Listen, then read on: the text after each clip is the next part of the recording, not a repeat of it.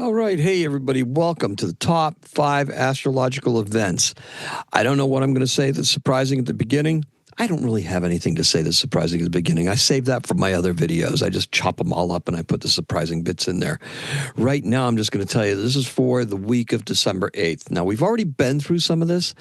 So let's talk about starting with Monday, and we're just going to go into the week, okay? Because we got some really positive energy with the moon entering Aries, which it did on Monday, and it's going to last through Tuesday. So let's really just talk about this. Let's really touch on this, okay? Because I really want to start with that moon in Aries, and then we're going to move forward. This week is a week of preparation, all right? So here, let me get myself off the screen here. All right, so yeah, that was your crazy bit. Okay, let me get myself off the screen, and then what we'll do is we're just going to jump right into this. So let's jump right in. Okay, so there's our meteor showers. We got Geminids later on in the week. We've got the moon going from half to gibbous all this week. So with that being said, let's just jump right into this, and we're going to go the moon entering Aries. There we go. Our little look at that. Meteor showers and stuff with the ram.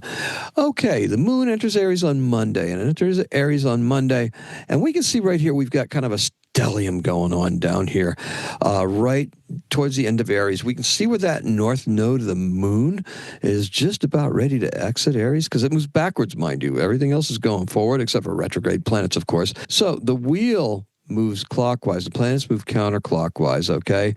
If they are moving clockwise, that means that the north node down here is going to be entering Pisces very soon, just as Mars is going to be entering Cancer very soon by moving clockwise. But that whole wheel is the night sky that moves. So there's a wheel within a wheel within a wheel within a wheel. It's kind of neat how that works out like that, right? Now, if you look right here, you can see where the moon is conjunct with both Neptune and the North Node. And you can see where it's kind of approaching Chiron and leaving Saturn. Not quite a stellium, because it's kind of like a little too close. If you go by 3 planetary bodies in that stellium, you do have the North Node, you do have the moon, you do have Neptune, and that would be an out of sign. Now, I like using whole sign houses because it makes sense to me, right? I position it for where I'm at on the planet, but I use whole sign houses because that's what speaks to me. Astrology doesn't get too wrecked by it. Other people have other house systems that they use.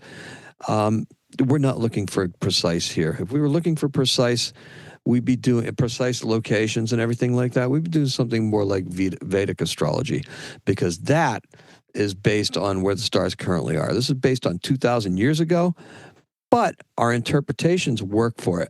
I like to practice something I like to call modern Western astrology. Now, YouTube tends to call it contemporary modern astrology.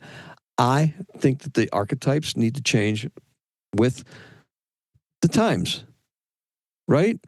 The telephone isn't the same telephone that it was 100 years ago. It's not the same telephone that it was 20 years ago, maybe not even 10 years ago, right? Constantly upgrading. Didn't have the handheld computers that we have now.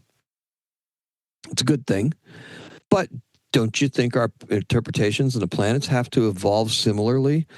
Especially since we're using a system from 2,000 years ago. And if you were to look at Mars, you would see Mars not in Leo and not in Cancer, but actually closer to Gemini. That's because the way the stars have shifted in the last 2,000 years, that's where they're at. It's called precession. We hold on to this notion. Somebody's going to probably blow it up someday and bring Western astrology into that. But for right now, we're going to practice it the same way that Ptolemy did back right around the year 0-ish, right? Right around the beginning of the Christian era, which, lack of a better word, the calendar that we use, right? So you can see also that Pluto and Venus are also conjunct right at the beginning stages of Aquarius. Oh, yeah, this is going to be bringing a lot of stuff to us. It already has. Honestly, that whole dissolving thing, we've seen the authoritarian government in Syria collapse. That was a Russian, it's kind of like a proxy Russian satellite. The Russians have pulled out.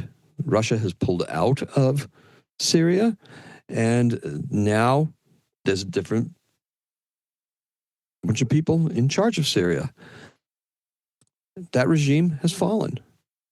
That's part of like what Moscow's grand plan was, right? That's always been traditionally a large Russian contingent. Even back in the day when I was working for another company and I had various restaurants that were in the north end of Boston, the Italian restaurants that were owned by Syrians, they had Russian wait staff. And I asked the owner one time, and I said, his name was Ed, and I said, hey, Ed, how you got a lot of Russians? He said, oh, yeah, it's full of Russians. He said, you wouldn't believe how many Russians are in Syria. It's been like that since the 70s. Okay. Makes sense, right? So these are things that you don't really think about, that you don't really know. I didn't know it at the time, but I know it now. So this is something that this is the dissolving process, right? This is Pluto tearing down some of these things that were built up in Capricorn, the wealth inequality, the inequalities, right? Aquarius is a crusading sign, going after those inequalities. Don't have to tell you what happened with the CEO from United Healthcare, right? Inequalities dissolving. It's unfortunate. We do not condone violence. However, the astrology supports these kinds of actions, these kind of things that are happening, to bring these things down, to bring everybody back down to a level where we're going to start considering not just what's good for the bottom line. That was when Pluto was over here. Okay, that's when Pluto was in Capricorn. Now we're going to have to consider what's beneficial for society in general, and not necessarily our society. How about the world? All right? That's what I'm thinking about. That's what I'm talking about. It's not that revolutions, they come and go, right? And think about the last time Pluto was entering Aquarius. It was the French Revolution. It was the American Revolution. Those were not peaceful events. So just saying. Now, there's a firestorm of creativity that's going to continue, okay? Just made my pitch to you. Daily Astrocat's here to supply you with some inspiration and direction, okay? This is a great week. It really is. There's a lot of stuff going on with it. The full moon in Gemini, that's going to be really cool. Jupiter in Gemini. Look, I can't help but feel optimistic about where this is going to take us personally. I feel concern and empathy for the world, however. And we already can see these structures that are starting to get torn down. And some of them are going to be torn down from within, and a lot of them from without. And a lot of it's going to be driven by the people. So, and this is only going to intensify. All right, now that we said that, our next aspect we're going to see coming up, the next one we really want to pay attention to is a Sun trine Chiron. That is part of this grand fire trine thing, right? We got Sun trine Chiron. We had Mercury trine Chiron last week. We're going to have Mercury coming back to these points as well, because Mercury goes direct at the end of this week, and we're going to be going for the third time with the Sun conjunction, the trine of Chiron, and there's a sextile of Venus, and there's also a couple of other things in there. I believe there's a Pluto aspect in there as well. We'll get to it when we get to it, but for right now, what you need to know is the Sun trine Chiron is all about how we help others, how we can help others, and how we can help ourselves. What is it that we can do for ourselves that's healthy, right? Now you can see right in here the Sun trine Chiron right there. Oh yeah. And then we had our moon over here as well. So Sun trine Chiron, Sun, moon. Yeah, we're getting some stuff done. You can see the Sun and Mars, right? And that means that you draw a line from Mars to the moon and north node. And yeah, we can see that trine in there. Chiron's not in the trine, the node is. So it's the node, Mercury, and Mars. That's our grand trine. That's the big idea, right? That's our two retrograde things getting together and saying, okay, what are we going to do to make this better? What are we going to do to make this happen? Okay, because there's a happening here that's really happening. And you also will notice that with the Mercury and North Node, you'll see that Pluto is sitting there in a sextile, so is Venus. with both Mercury and a north node. Okay, the sun's already just moved away from it, but we've got that kite formation. We're going to talk about that in a little bit. All right, so now we have Venus opposing Mars. Oh boy, here we go. Here's the kite and here's everything, right? We've got Mercury is going to retreat back to 7 degrees of, well, sitting at 7 degrees, and it's just about going to go direct in this place right here. It's starting to slow down. Our thoughts, where we were backing up and focusing, now we're going to be like thinking about what we're going to do to set things right, how we're going to set things right with ourselves. Mars and Venus opposing each other, with Pluto, that's going to negate some stuff, don't you think? Our actions and stuff like that. We have to be very careful here, but we're being careful in the right ways. We're not looking for attention for ourselves. And if you're in a position where you're looking for attention for yourself, it had better be in agreement with Venus and Pluto sitting here in Aquarius. It better be for better societal stuff going on rather than for the self-aggrandizement that can happen with Leo, right? Because you don't want that to be a source of tension there. You don't want to try to eliminate the head of whatever it is that's bothering you. You want to come back, work with it, and then work with that energy in a way that you can bring that in and just make sure that it's what you have to do. Now, if you notice, we've got Venus right here in square with the moon, square with Mars. So Mars is sitting right there, and this is called a T-square, this big triangle right here, this other red triangle. And what I like to follow when I follow those is what's opposite the T-square that can help out. Is it Scorpio or is it Libra? If it's Scorpio, we have to look and see what it is that Pluto and Mars can do together to really make this the most out of this this time right now as we're going forward into it, right? Because those twin engines, I call them the twin engines of Scorpio.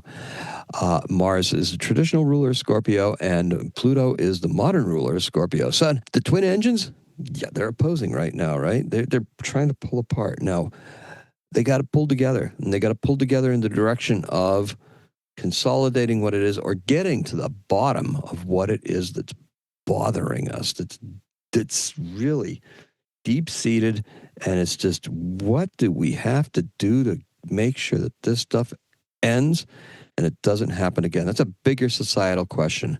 For us personally, we just have to, there's a tension in there. We have to take advantage of that tension. We don't want to have it stress our relationships, and we don't want it to, we don't want the ideas and the innovations and everything like that to pull us apart. Eventually, we got to come back together. But if we have to withdraw, that may be what we need to do. We need to withdraw without separating. I hope that makes sense. Now, last week's kite had a saying, we're giving, looking at what we're giving up. This week's kite says, time's up. Plutocrats, authoritarians, they're going to suffer, and so will the money to lead. There's a new sentiment taking over. It's beginning to feel like the storm clouds are gathering, right? Venus and Pluto, we just said this, diminish the power of Mars, right? Mars has to be very cautious in the next few months. Actions need to be consistent and intelligent. Mars retrograde in Leo will want the actions to be impulsive and imperial, like I declare. This has no long-term place in our new Pluto and Aquarius reality. Where is the morality in the decisions that are being bandied about? That's a really important question. I wrote that down so I could just ask that. Our last aspect we want to focus on, actually, is it our last one? Might be the second to the last. Mercury sextile Venus. Second time. It's going to happen again, right? How can we help out? What can we do, right? Our mind and what we desire. We desire something better. We desire to be innovative. We desire to engage with more intelligence. We desire to feel a bit more independent. This is going to help us attract things to us. This independent air, this happy-go-lucky, this whatever we've got, this dashing smile kind of thing, right? Yeah, right. I don't have that. But what you see is you see that that's going to appeal to us on some level, and we're going to come back to it, and we're really going to see how we can take this positive step with this relationship with Venus in Aquarius and how it's going to affect Uranus in Taurus. That's what we're really looking at. So let's just keep an eye on that because I think that's going to be good for some crypto markets, if I'm not mistaken. Okay? Hey, thank you for listening. Make daily-astrocat.com part of your daily routine, okay? The podcast is on YouTube and at daily-astrocat.com. Subscribe and click to receive notifications, okay? Thank you so much for watching. I appreciate each and every one of you. Thank you, thank you, thank you. And that's all I got for you. So there I am. Have a great night. Have a great day. Have a great week. Thank you. Happy astrocatting.